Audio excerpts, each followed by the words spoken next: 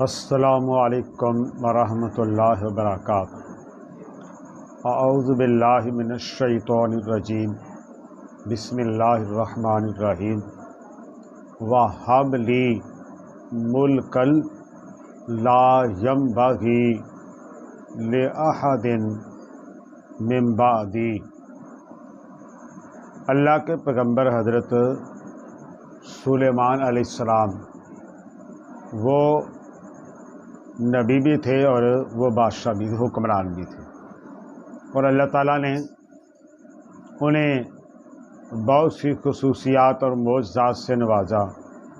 پرندوں کی زبان اور بولی کو سمجھتے تھے اور سب اس کے تحت تھے، جن ان کے تحت تھے، ہوائیں اللہ نے ان کے تابع کر دی تھی، تو یہ ان کی بادشاہ تھی، جن بھی ان کے تحت تھے۔ اور اللہ رب العالمین سے انہوں نے دعا کی کہ یا اللہ مجھے ایسی بادشاہ دینا میرے بعد وہ کسی کے لائق نہ ہو۔ اور واقعتاً ان کی بادشاہت ہر لحاظ سے وہ واقعتاً وہ بے مثال تھے۔ نبی کریم صلی اللہ علیہ وسلم نماز پڑھا رہے ہیں، اور نماز کے دوران آپ نے تھوڑا سا آگے بڑھے، پھر پیچھے ہو گئے اور کہا اعوذ باللہ من کا لعنت اللہ العنو کا بلعنت اللہ۔ آپ نے 3 بار کہا اعوذ باللہ بھی اور لعنت بھی۔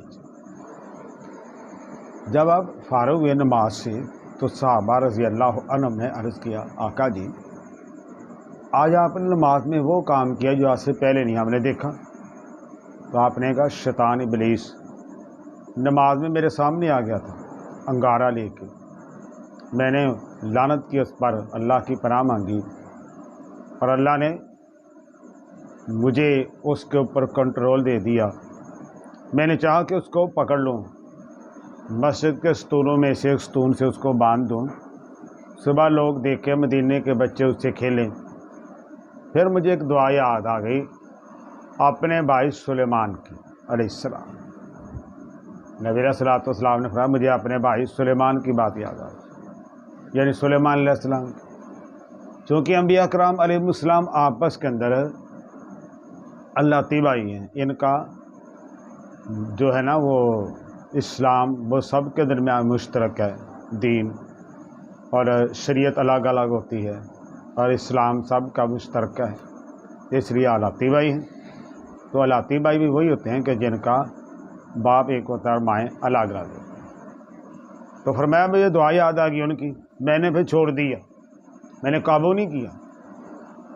بھائیو اس سے یہ معلوم ہوا کہ نماز جو ہے وہ شیطان ابلیس کا بہت بڑا ٹارگٹ ہے۔ پہلے تو وہ یہ کوشش کرتا ہے پھر بندہ نماز کے قریب ہی نہ جائے۔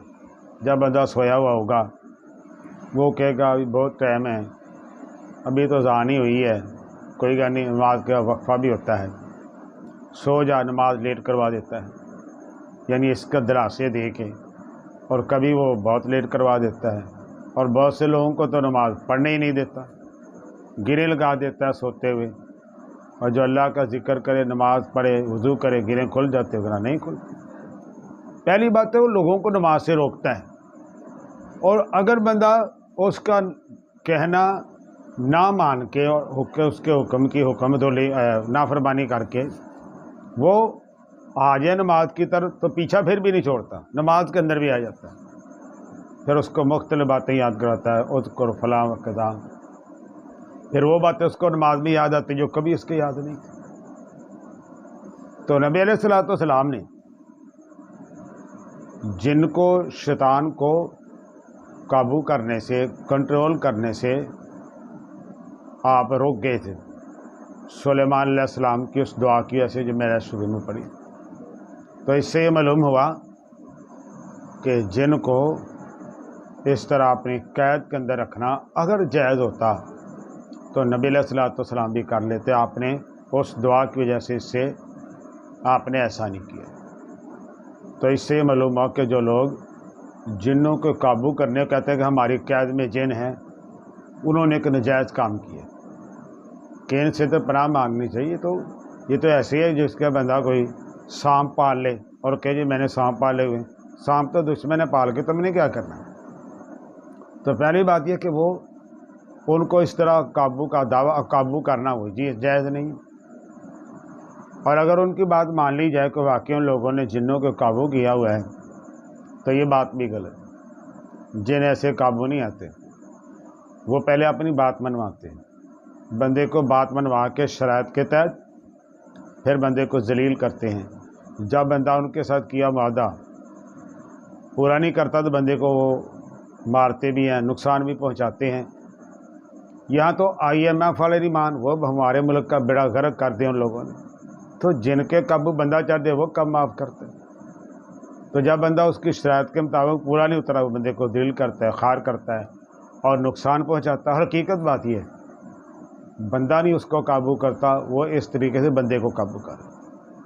تو اس لیے اس قسم کے جو دعوے ہیں وہ بالکل بے بنیاد ہیں، اور لوگ خام خواہ جال سازی کرتے ہیں اور جھوٹ بولتے ہیں اور اپنی دکانداری چمکاتے ہیں کہ ہم نے جنوں کو قابو کیا، ہم ان سے یہ خدمت لے لیں گے، ہم یہ کر لیں گے، ہم وہ کر دیں گے. ان لوگوں نے کیا کرنا ہے؟